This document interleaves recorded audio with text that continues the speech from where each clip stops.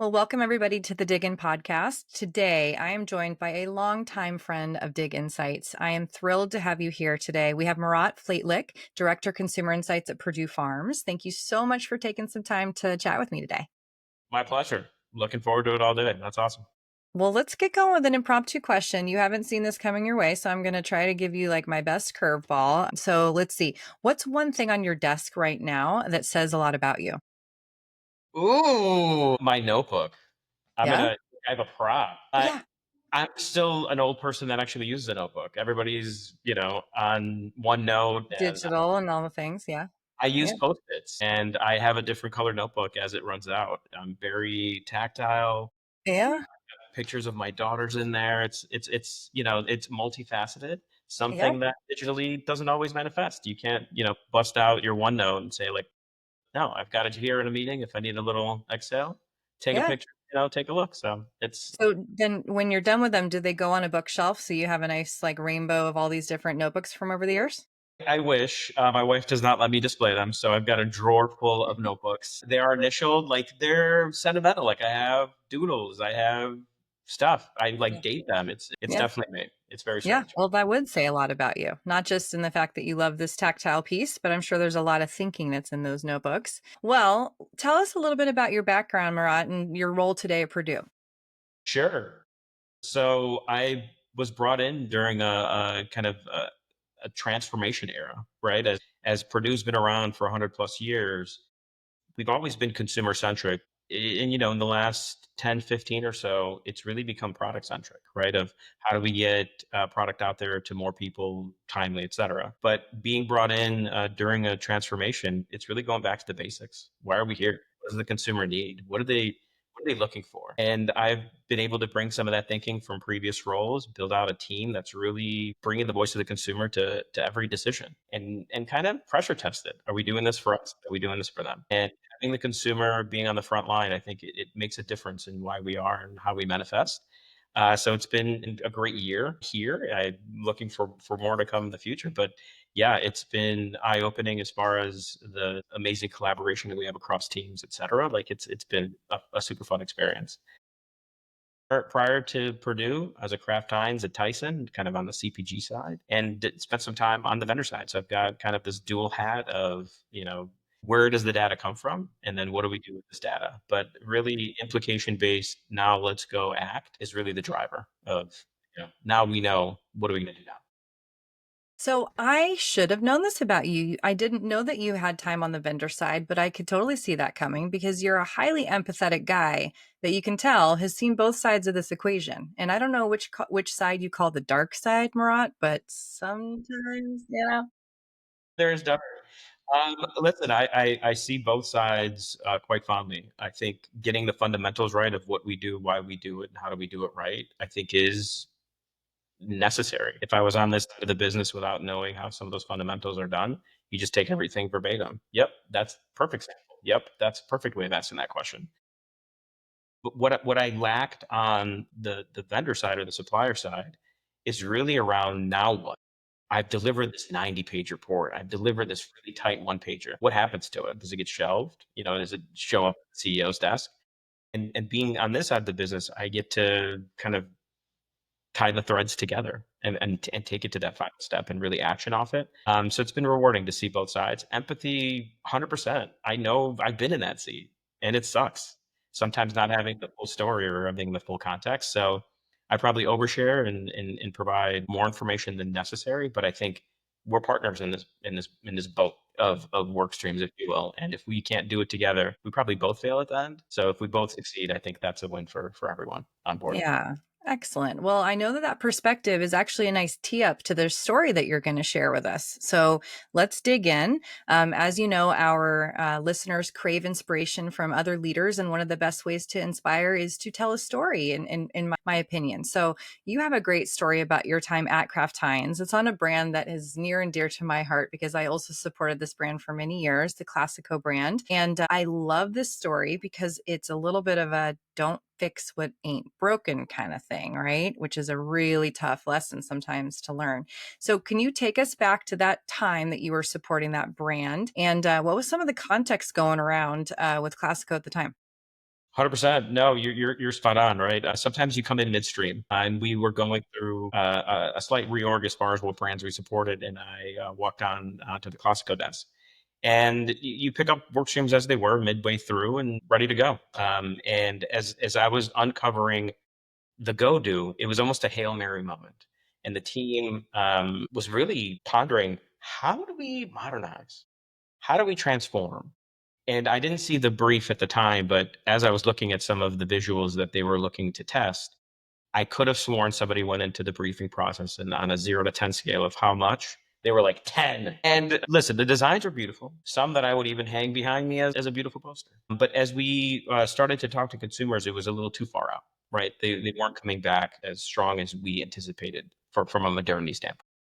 So we really took a step back, and my motto, and I'm probably borrowing it, and it's become jargon at this point, but going slow to go fast. Sometimes you got to go back a step, right? Let's not push this through and have a failure. Let's really go back and see what's broken, right? As much as we want to see if there's a consumer need for a certain situation, the same is true as what's not working. Then let's go fix that. So as we took a step back and really assessed the category and who was winning at shelf from a driver standpoint, right? Of what components of the pack resonated. We were winning on some of them. And we're like, guys, hold on, hold on. I know modernity always, but guess what? We're actually winning on X and we're winning on Y. And this other attribute's a little murky. Maybe this is somewhere we can focus. So, from showcasing an agency brief, we were much tighter in what we wanted to fix. And it wasn't a Hail Mary moment. It was really a facelift moment, right? How do we minutia change our way into something a little more modern versus burning down all your distinctive assets that you've probably built over 20 plus years, not 30 plus years at this point? How do we be the best we that we are, right? Best we, how do we be the best brand that we are versus redesigning and kind of almost blowing it up to a degree that the leakage wouldn't help, right? Like if we lost X amount of loyals, that wouldn't get us to where we are because we wouldn't get new consumers to the table. So I haven't been on the business for quite some time, but I know some aspects were modernized where it was like, do we really need a crackling effect where it looks, oh, probably not, right? So again, more facelift than blow up, but sometimes some questions come back of we don't need to do that, right? It's not a resume build of I got this brand to a better spot. It's more of what did the brand need? Right? What did the consumer want in a way to still break through and make your loyals happy, but attract new folks because you are able to flex on X, Y, and Z. So it's a full swing moment there of we tried and a Hail Mary would have been interesting, but risk averse, right? Like why break it if you don't need to? Right. Well, and it's so tempting with design. Like we said, we could talk all day about this particular aspect of CPG marketing because it's just so powerful. And there is this temptation to swing for the fence and to just really go big because you can learn a lot through exploring that end, the 10 part of the the range you were talking about. But sometimes it's those really smaller but more meaningful changes that can really appeal to the consumer. So I'm just curious, like what types of insights principles did you instill along the way? Like, how did you approach that initiative to maybe take a step back? What were some of the things that you did as a leader? Sure. And I think the conversation starts around distinctiveness, right? Brand building, it doesn't happen overnight. That's why new brands can't just launch out of nowhere and be huge successes all over the place. So it takes a groundswell to actually make that happen. What's the saying? It takes 10 years to be an overnight success. The thing is true in eroding brand equities, where overnight you could flip the switch and all of a sudden lose your core because they can't find you. Right. An example when I worked on the Hillshire Farm business and we were really red in a Tupperware container, and we talked to Oscar Mayer folks, and they're like, "Yeah, buy the yellow one." Distinct, right? So it's aspects like that of what are we willing to change and what can't we change because that is really our brand mark. Thus, the definition of what a brand is. It could go beyond logo as far as colors, as far as fonts, even tonality of the brand. All those principles we have to live and breathe, right? As we change a few, that all of a sudden might pivot the consumer away, right? If Nike comes out and the swoosh is no longer and it's something else, that's detrimental, right? How do you stepwise it in a way that's meaningful? So it's really around the principles of brand building and keeping it consistent in a way that's meaningful over time. Yeah. Well, I imagine you had some uncomfortable conversations along that path because design is such a personal thing and everyone has an opinion about design. What were some of the barriers that you faced as you were trying to get people to slow down and maybe time out here? For sure. And not the easiest conversations. I think the ones that were super, super far out probably got reined in, but there were still a few that made it into the testing of like, hey, I hear you, but can we? Right. And throwing another cell in isn't always a deal breaker. So you put it in there and it underperforms. You at least have some of the why on why it underperformed. So it's not easy, but I think being honest is why we're here. If we were just, yeah, no, no problem. I hear you. I'm just a speed bump. Let's keep moving forward. I think it shortchanges the whole process of, what's best for the brand at the end of the day, right? I'm not here because insight said so. It's really bringing that voice to the consumer of like, hey, going from yellow to orange is going to be detrimental because now consumers can't find you on the shelf. Are we okay with that risk? And sometimes when you put it in that frame of, can you lose X% of the business? Yeah. Are you signing People are up like, for that? whoa, did you say 2% of the business? I can't Yeah. lose 100%. You, Right. you, you got to have those conversations. Right. And then what is the upside? So even if you do, miss some consumers or you potentially alienate, is that potential upside significant enough? So important to balance. In some categories, design is the innovation lever. I mean, that's jarred pasta sauce. I mean, it's not really a category that's seen a ton of innovation in the past decade. And so that's the way to stay fresh, the way to stay new. Yeah. So I guess I'm curious, what's one piece of advice you might give insights professionals that are in that same situation where they're hearing perhaps from, the brand team or others in leadership, like, hey, we should really, we should update this brand and that's where we should start. What would be your best advice? From previous conversations I've had, it's really how do we continue to be the challenger brand, even if we're not? Who's going to come in and disrupt us? Let's think like them. It could be wargaming, but it really is. If somebody was going to throw a curveball into this category, what would they do? Should we test that? And then you're stepwising into a new design or a new form factor that you weren't forced to do because a new entrant came in and disrupted you, right? Being a slow mover in a category that you lead is a tough spot to be. I think Chobani, right, of like the pendulum continually swinging of they came in and brought matte packaging to yogurt, which was unheard of. Everything was flashy and fruity and colorful.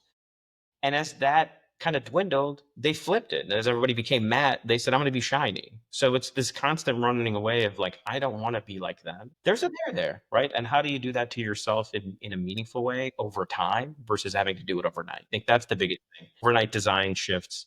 Sometimes they blow up in your face. Tropicana, that's a tough one, right? If they're slow changing, there's a willingness to go on that journey. Overnight band-aid approach, it's tough with consumers. They're really fond of some of their brands that they've had sometimes for a lifetime, right? It's a brand that's been passed on to me from my grandma.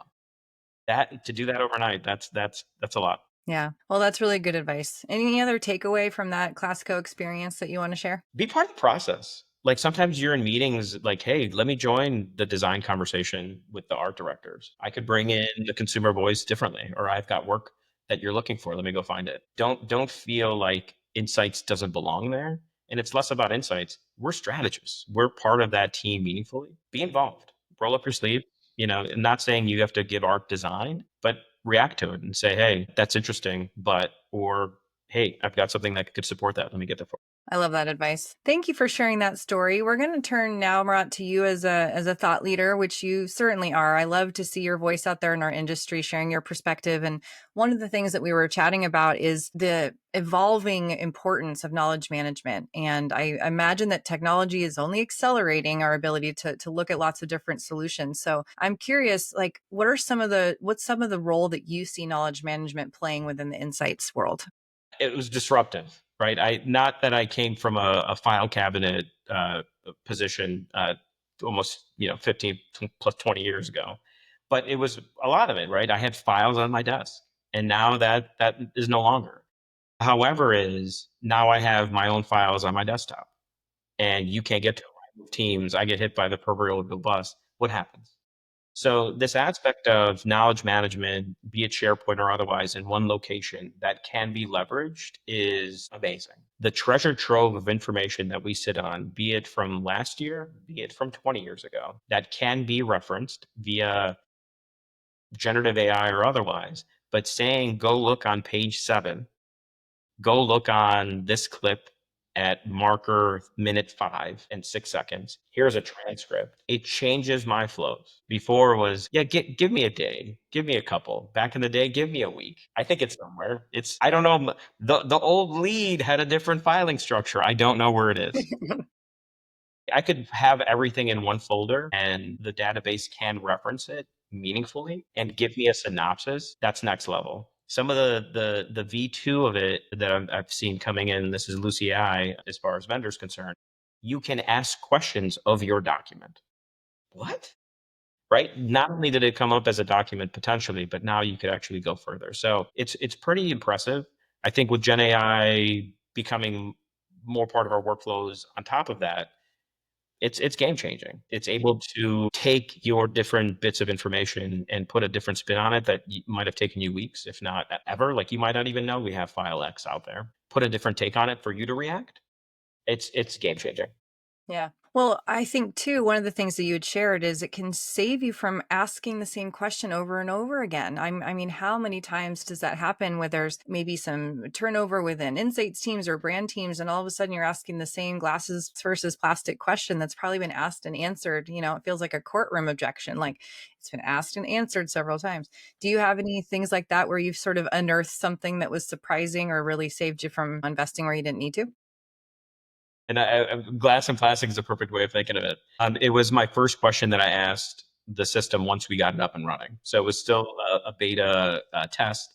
And I had a question for my marketing team come up about if vinegar could be in plastic or glass bottles, like if consumers had a preference. And I'm like, let's see what the system has. It only has like, I don't know, 60 files. It's not a lot in there. It's still kind of referencing. What can it do? And that was the first thing that popped up. And it was work that was done maybe not even 6 months before I got there. I didn't know it had been done. That person that was on the team was no longer with the company. So that work was kind of in the ether. And here it is. Not only are we not commissioning $X thousand project, but I've got an answer that's like, look on page 6. It says the risk is low. It's actually probably preferred because now, as moms are lugging around this vinegar, the risk of breakage at home reduces significantly because it's a plastic. And yes, the glass is an equity. It's not that distinctive versus just having the Heinz vinegar right in front of pack. So again, game changing. Of could I have spent that money and ran that research? Sure, taking time, taking money. Now fingertips answered in a second. And the intangible there is you were a hero in that moment to be able to give that answer. So there's some real benefits to making you smarter, right?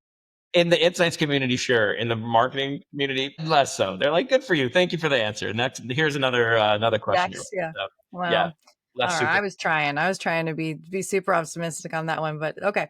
So Marat, what's I'm going to ask you this question twice if it's okay. I love to know your hot take on the future of the food industry because you operate in a segment where there's a lot going on. So I'd love to know your hot take on the food industry and then your hot take on the future of the insights industry. Ooh, I love it. Yes. So, food industry, I think transparency is going to become even bigger than it is today. It could be, what plant was it made in, which state, which worker, et cetera. But I think knowing how it's handled, not only from like a safety standpoint of, not having any pathogens, but really what's in it. Is there something that might be adversely impacting my life?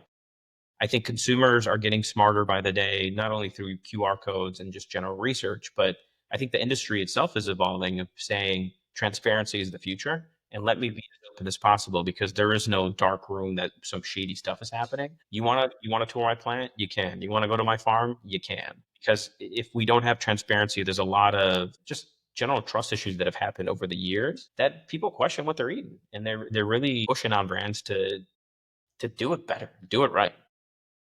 Yeah. Well, that's a good place for you for Purdue to continue to take a leadership role and, own that messaging. It's just so important to consumers. I don't know if you'll have a similar answer, honestly, if I ask you about insights, because man, transparency and quality is a kind of a hot topic, but I don't know what your hot take is. It's a hot topic.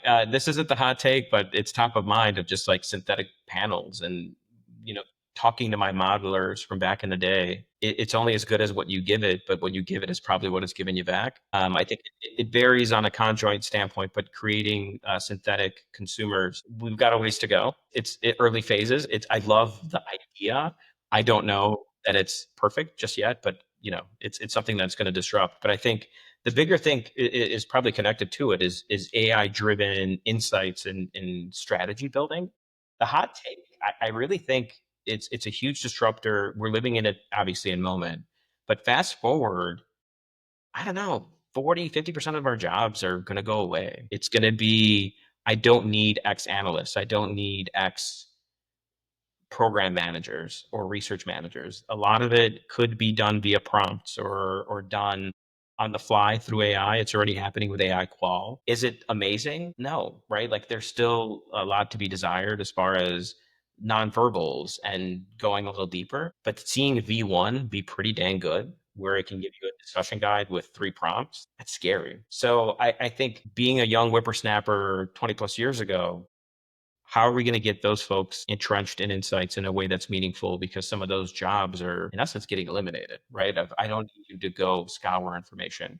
That's happening in moment. So, how will insights professionals kind of traverse getting here in 5 years, in 10 years? That keeps me up at night, right? Of how do you pay forward and get enough folks not only appreciative of insights, but like wanting to use to kind of go into that field and be professionals in it. I think get those young people with it. But yeah, it's a scary time, but I think you got to lean in and do your best with what you got.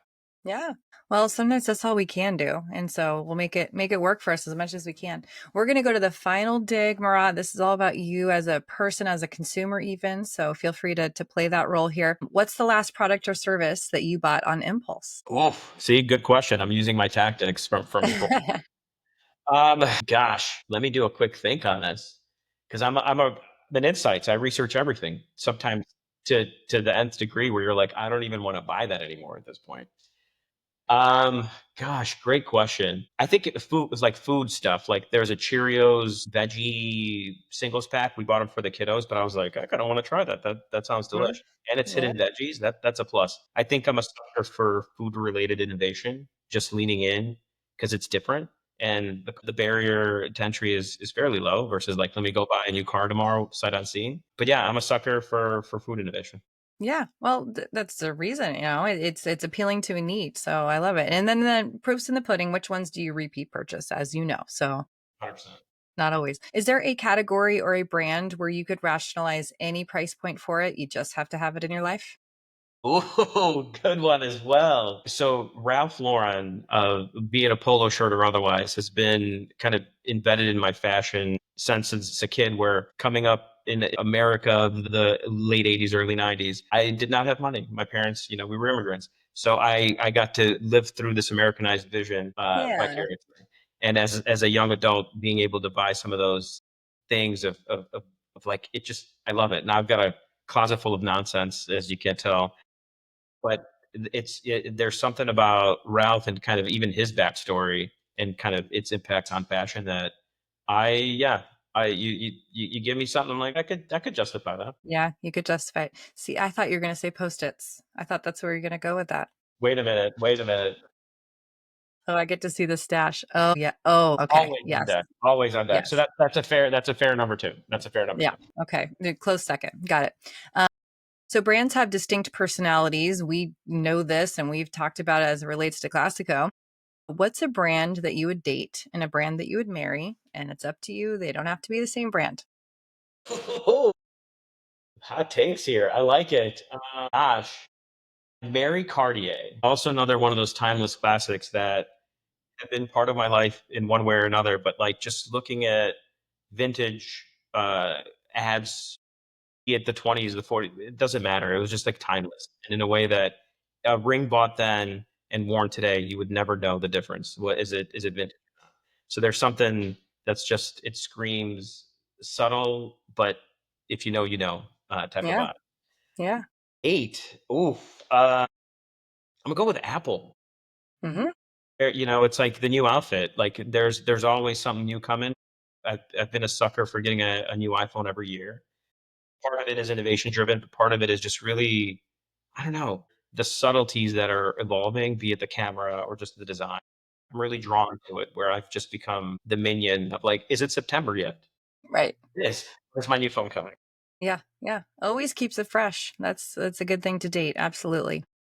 Well, finally, gosh, I don't know how you're going to answer this because it feels like it could be an infinite list of things, but what keeps you inspired at work? Just general curiosity, right? Be it chicken related, industry related, just human related. I think wanting to find new things and deliver them, there's a sense of gratification of like, there's a new finding. Check this out. Like, it makes me feel good, right? Like when it changes an implication and actually creates an innovation or something else, it's even that much more rewarding. But bringing it to the forefront of saying, hey, we're in our bubble and here's where consumers are. Let's meet them where they are. It's super satisfying. And it's just subgenres of random things. Like, again, I'm a nerd for it. My YouTube scroll makes no sense, but I love all of it. I'm like, do I live in a tiny house and I know how to put irrigation in my garden? Sure. Why do I have either? I don't know. But here I am of like, what are these subgenres of people and what's driving them? It definitely fills my cup for sure. Yeah. Well, you gave me an idea for my next icebreaker or impromptu question, which is about search history. So thank you for that. And then also, quick comment on the the fashion. You use the word nonsense, and I think that that's absolutely not true. It's on point. It's a vibe. It delivers the message. So thank you. I'm here for it. And speaking of being here for it, thank you so much for joining me, taking some time to share your wisdom. This was a great conversation, and we appreciate you. No, likewise, this has been amazing. I appreciate you right back. So that this has been fun. I've always appreciated the vibe from the company and what you guys do. So this is like a cherry on top of having this amazing conversation with you.